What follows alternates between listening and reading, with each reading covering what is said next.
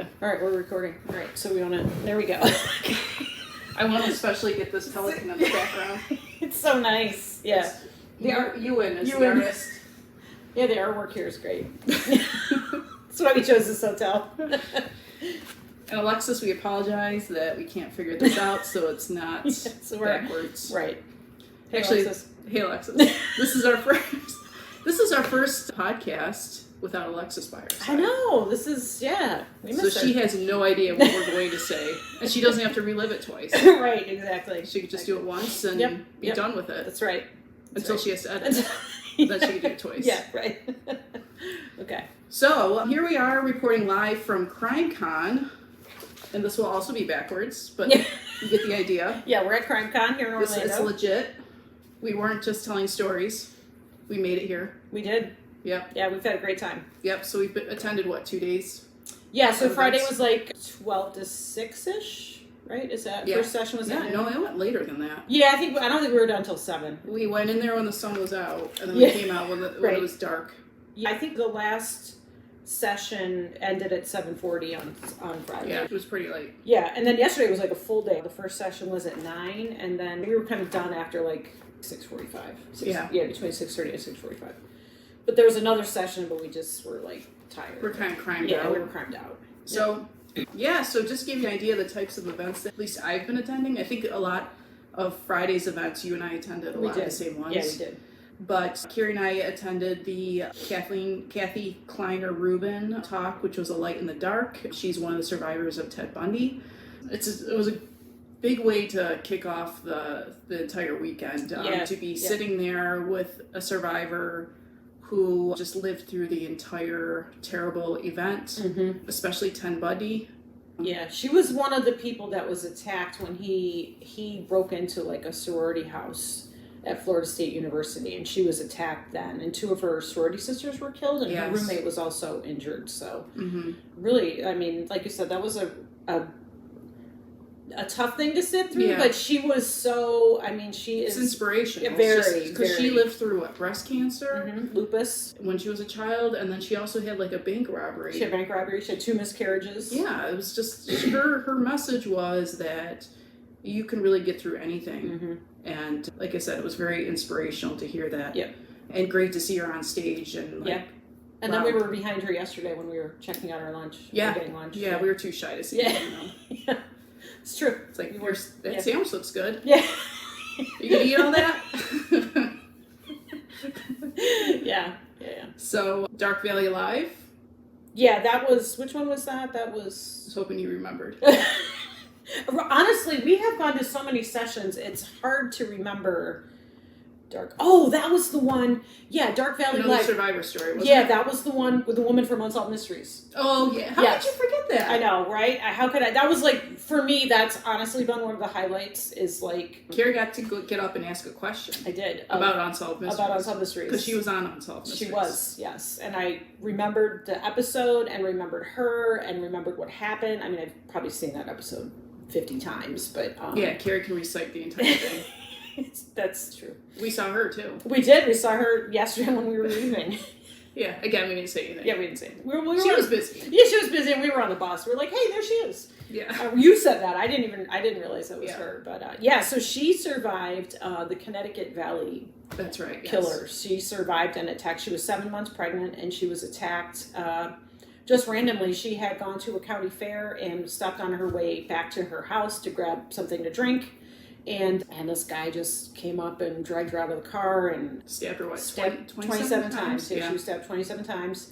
And she had her baby. She had a daughter. Her daughter was also there, and her granddaughter was there too. So, and they talked a little bit about her daughter did have some issues, which may be related to the attack.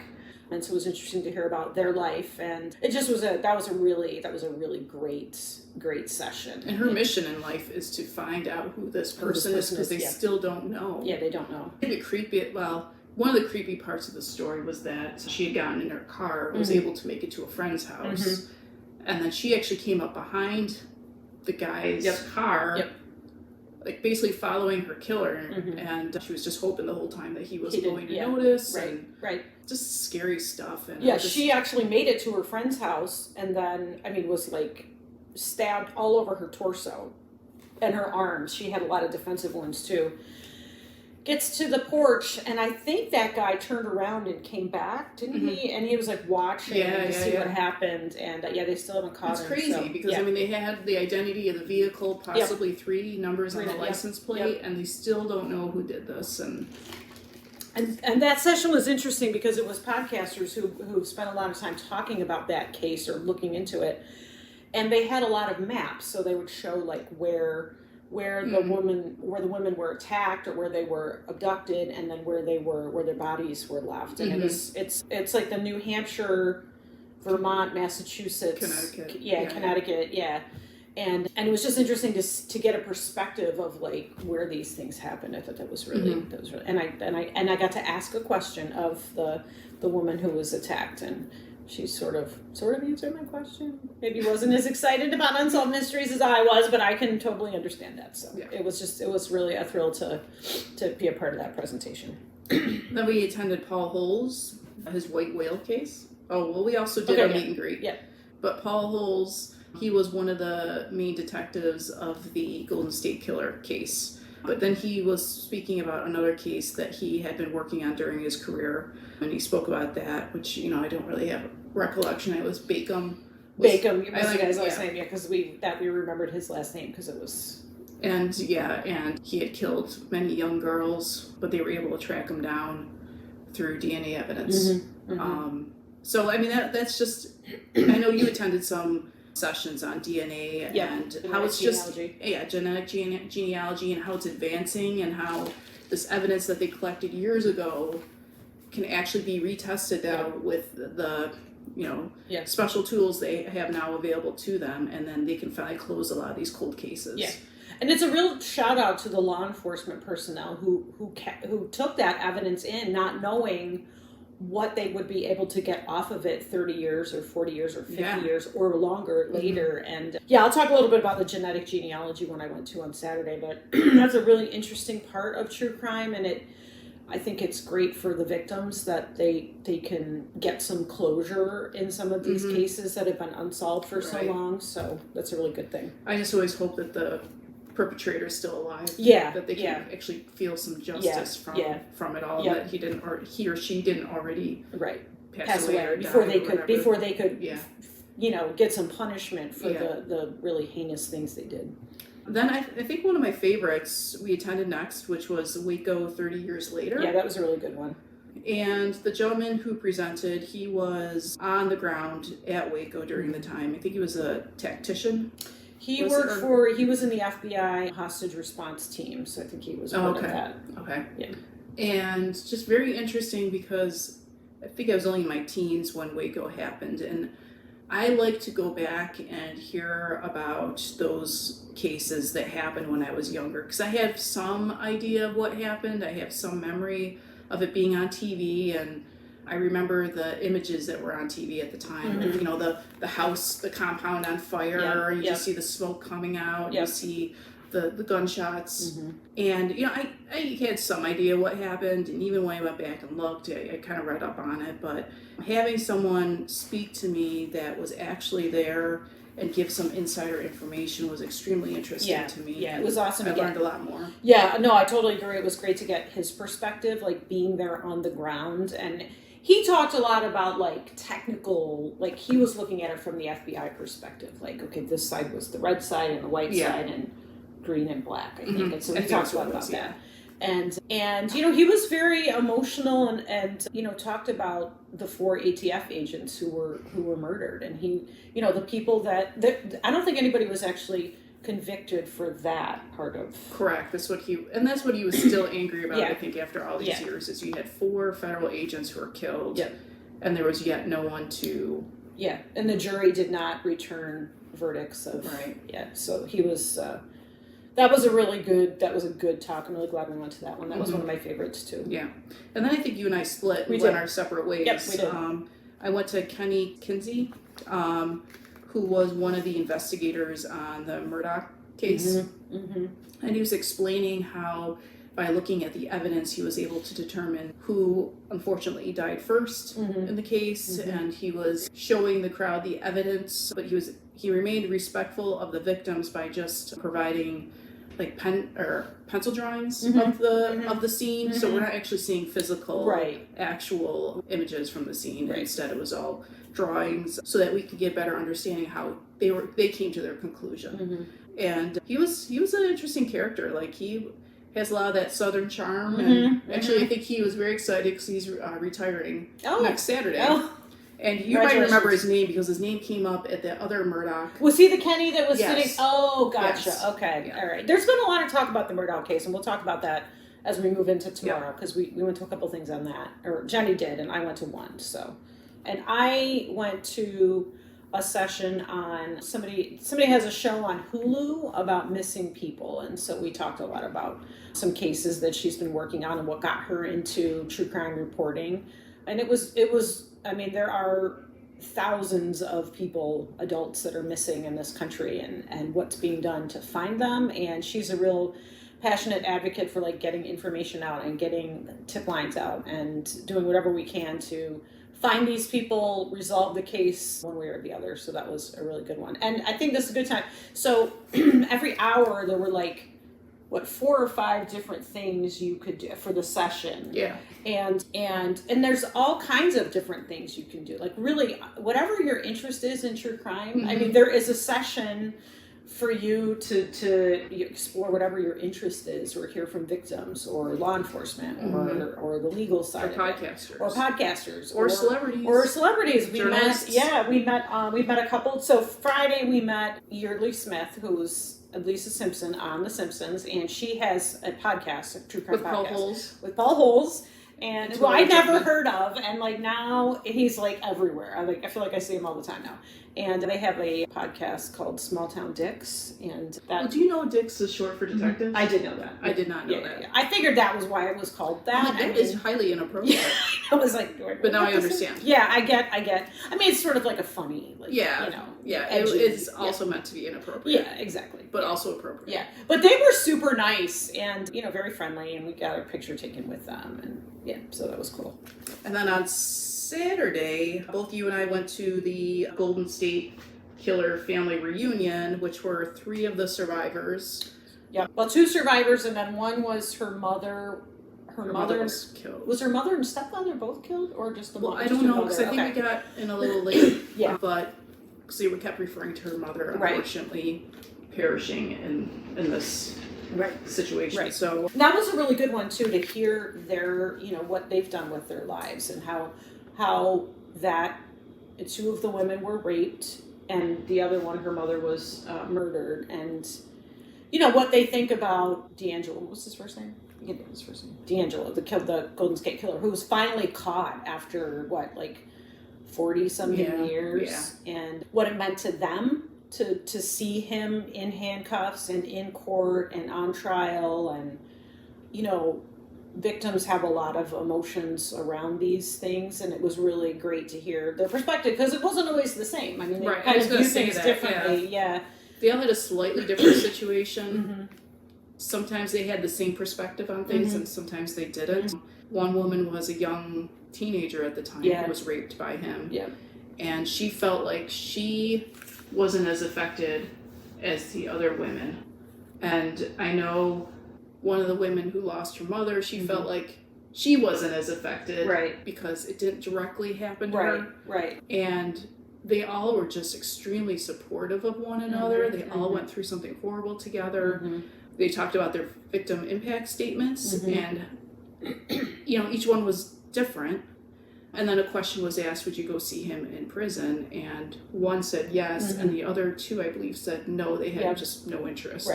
So it's just interesting how you live through something similar with another person, and yet you come out of it with a different perspective. I think the thing that's been the most moving and interesting for me is really hearing from these victims, and how these terrible events have affected them. And they're willing to share their story and show that they are successful in their lives. They've made it through. I think a few of the women became addicted to drugs or heavy drinkers, but now they're sober after 20 some years, and they made it through. Yeah, I think it's great. Very inspirational. Yeah. So then I did Crime Stories with Nancy Grace. She primarily focused on the Long Island serial killer. Yeah. And that was a live podcast that she did. And then Carrie and I both did Josh Mankiewicz from Dateline. We did the meet and greet. We got to meet him. He was great. Very fast. We walked up, said hello, took our picture, moved on. But it was great. He was super friendly. I mean, all these people that are here signing books or meet and greets, they're all really friendly. Oh, yeah. And I mean, everybody here is here for the same reason, because they're interested in true crime. And it's amazing to be like standing in line and you're just having regular conversations about like autopsies or crimes I mean, because everybody here has a similar interest. Although, like I said, the nice thing is you can sort of tailor what sessions you go to based on what you're interested to. So when Jenny was at the Nancy Grace taping, I went to one on genetic genealogy, and this company that's really developed some amazing techniques to find information in DNA which can be compared to families, and they're able to use that, work with law enforcement, use that information to really narrow down suspects. And sometimes they're finding suspects that were not even on the police radar. I mean, not even people that were considered. And they're able to resolve some of these cases that have gone, like I said before, gone unsolved for decades and decades. And I think that's a really interesting aspect to true crime. And I just think that part of it is just going to get more and more advanced. We're going to be able to get more information from evidence left at the scene. And I think that's really great. And that was one of my favorite conversations too, even though I didn't know a whole lot about it, but it was interesting to see how they're doing that. And the guy who gave the presentation was just like super passionate about it, super interested, knew his stuff. And it's great hearing from people who are true experts in whatever in the field, like, listening to Paul Holes, who's just a complete expert on, we keep talking about him. I know. There's a hashtag out there called Hot for Holes. We just spent a lot of time talking about him too, but he's just an expert on different crimes as well. So it's been really interesting getting his perspective. So, and then we went to the Josh Mankiewicz meet and greet, and then we had a nice long time for lunch, right? We had, that was nice. We had a chicken Caesar salad with his hair in it. Yeah. That was delicious. Yes, good. Mine was hair free, so that was good. So I learned my lesson. Yeah.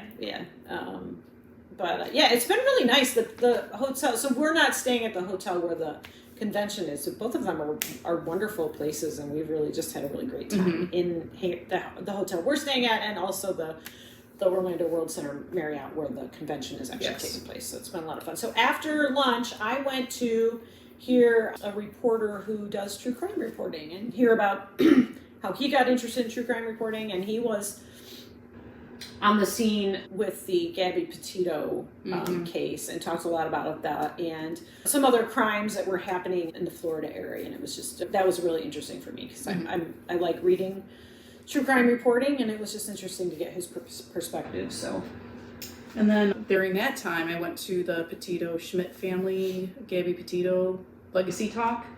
And I mean, what I was really impressed by were the two sets of parents, Gabby's biological parents and then her step parents, and how the four of them just get along so well.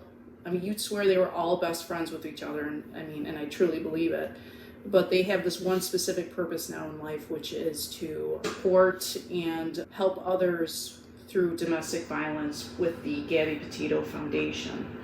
And they want to raise awareness to the signs of domestic violence, how we can better educate our youth, to understand what healthy relationships are, and they just want to get the word out. They want law enforcement to use that video that we've seen so many times with Gabby in it. They want law enforcement to use that video to identify these signs of domestic violence as a training. And I was just really, really just in awe of how they were able to take such a horrible tragedy and turn it into their cause. And something positive that hopefully will help other victims of domestic violence in the future. So that's a good thing.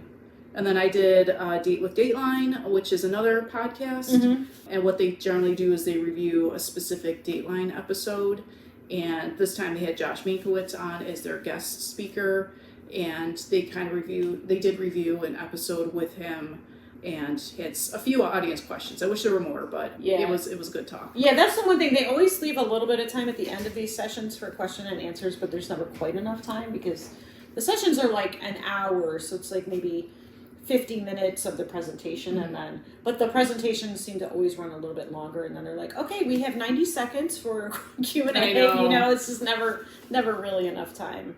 So when you were at that one, I went to a talk with Nelson and Alex DeMille, who are authors. We have a lot of books in the library system. Actually, I downloaded a couple of audios. Oh, did you? Yeah, go listen to one of the audiobooks on the way back home.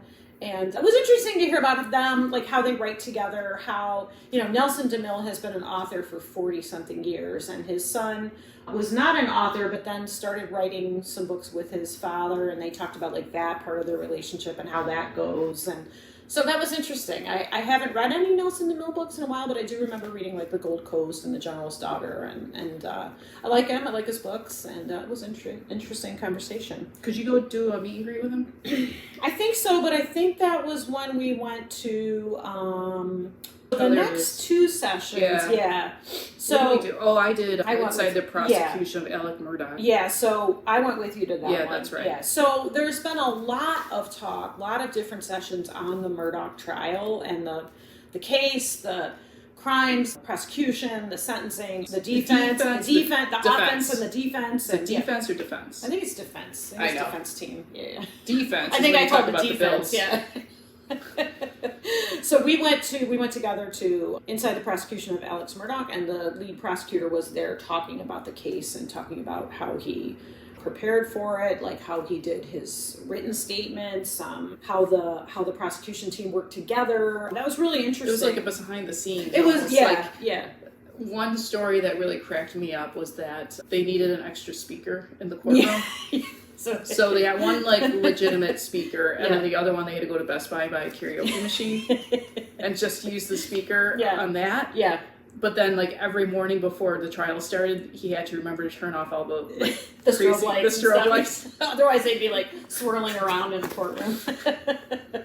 So I mean, I thought that was hilarious. And it was interesting to hear about like how tight that prosecution team became, which I'm sure makes sense. They're spending a lot of time together. The case. Better hope you get along with each other. Exactly. The trial was a 6-week trial, which seemed like he was indicating that most trials in South Carolina are like a week. I mean, that's but so this one a lot longer, and how they all had a role. They all played a role in the prosecution team and got along well together, which is super important. So, and there wasn't like many places to go get food, so they brought in like carnival stands, like fried dough across the street from the courthouse, so that all of the public, there was quite a few people that showed up just to witness the trial, so that they had somewhere to eat. Yeah. So, who doesn't want an elephant ear? Come yeah, lunchtime? Of course. I mean, I think we should consider that at the library. Maybe just get one again. Okay. Something to think about. Nothing against elephant ears. I just can't imagine eating that for lunch. Anyway, then just to segue into my next topic that I went to, I actually saw the defense then of the Murdoch trial. Yeah. So it was interesting to see the prosecution immediately followed by the defense, and currently at press time they're seeking an appeal to get him a new case because it was questionable whether or not jurors were swayed toward a guilty verdict. The clerk of the court, I always want to call it something else, but clerk of the court allegedly refused to let the jurors take a smoke break until they came back with a verdict. They were threatened with having to spend the night in a hotel room, and no one brought their overnight bags. They were told to watch Alec's mannerisms, how he carried himself, what his facial expressions were, almost like look at him, he's guilty. So there was just a lot of questions that came up, and I mean, if that's true, then he probably does need a new trial. I mean, we'll see. To me, he's guilty, but at the same time, if this happens to anybody, I mean, he deserves to have a fair trial like anybody else. Whether exactly. So I get that. Right, and it got kind of heated toward the end with some questions. People truly do believe that he is guilty, so this this man should not be getting another trial. Mm-hmm. And then the question also came up with the ethics of defense attorneys and how does that work? Like, if you know that your client's guilty, how can you defend a murderer and try to get him off? Right. So it was just a very interesting discussion. And these discussions are not like people talking about. These are the actual attorneys who were, this was the first conversation that we went to in the afternoon on this was the prosecutor in that case. And this one that you went to was the defense team. It was them, not like people. And they're all friends. Yeah, yeah. You know, there's pictures of, from CrimeCon, of the defense and the prosecution in one big picture. I mean, they're friends, they're colleagues, but they also have a job to do in the courtroom, so they take that very seriously. Right, right. So when Jenny was at that one, I went to a conversation on who killed Robert Wan, who was murdered in Washington, D.C., and it was presented by Glenn Kirshner, who I really like. He's an attorney, worked for the Department of Justice, and that was a really interesting conversation. That case has all kinds of twists and turns to it, and you know, he's just really passionate about finding out who killed this guy and seeing justice served. And it's interesting to hear about these people who work in the legal field or the law enforcement, and they have these what they call the white whale cases that they just can't,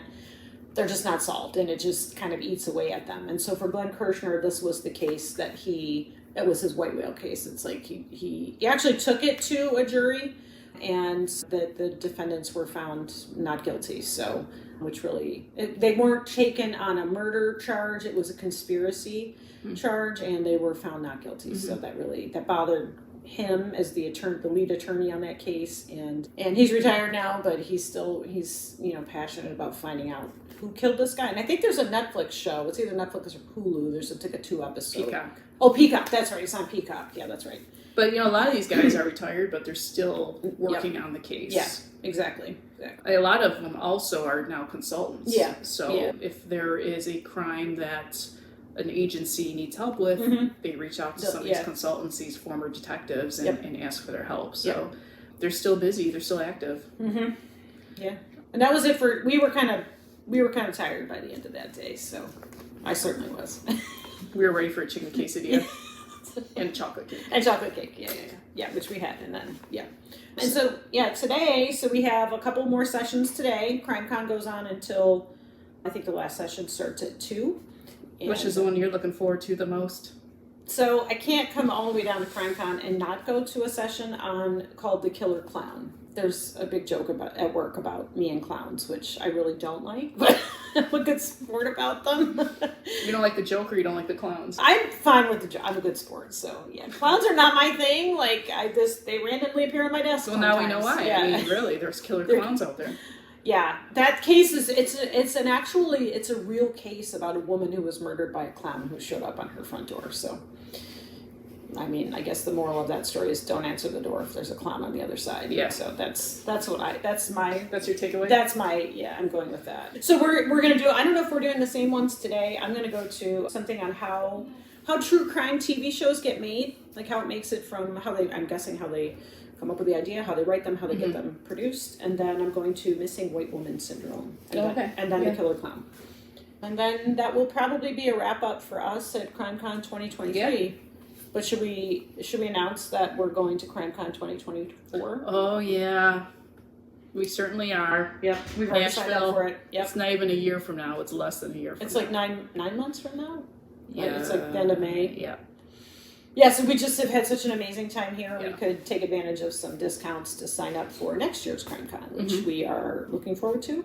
And I'm sure it's going to be similar to this. And like I said, there's really something here for any aspect of true crime that you like or you're interested in, whether it's like the legal side of it or hearing from victims or law enforcement. There's or meet and greets. I mean, if that's your thing, you can basically meet all kinds of people here, podcasters and or authors. Just your fellow attendee. Yeah, We've had a few conversations now with other people who are just as fascinated with true crime as we are.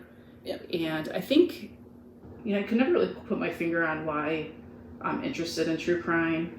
And I think it's just like the craving for justice.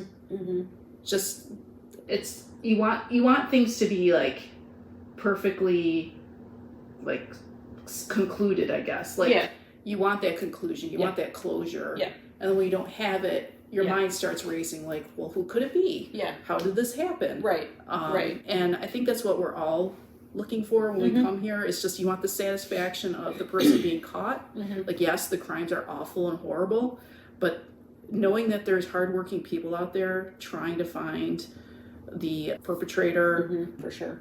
Like, it gives you some, I guess, satisfaction to know that there's just people out there like that. So it's kind of this strange balance. Like, there's people out there that will, like killer clowns, for example, that will do horrible things. But then on the other side, there's people that will not stop fighting for you and working to find the person. Yeah, striving towards justice and holding these people to account. So, which is great. So, all right. Well, I guess we better get moving because we still have to finish packing. We have to get over to the convention center. Yep. And our first session starts. I don't know if we'll be late for We're going to try. It's okay. Yeah, we're going to do it. So, okay. Yeah, that's our wrap up from CrimeCon 2023 in Orlando, which has been a really great experience. So yes, it has been. Yeah. It's been a lot of fun. Yeah. So we'll see you all soon at our regularly scheduled place. Yep. In the library. Yep. And I'm up next, I think, I think it's me. Oh, you're up next. Okay, that's right. Well, what were you doing again? Nothing. Jenny doesn't tell me anything. And she'll ask me, she'll be like, are you doing this? And I'll be like, maybe. I know, and I guessed it. Yeah, I think I kind of haven't figured it out yet. Yeah. Like, I have 2 ideas, but we'll see. They're both We got time. Yeah. Okay. Okay. All right. See you later. Bye. Bye.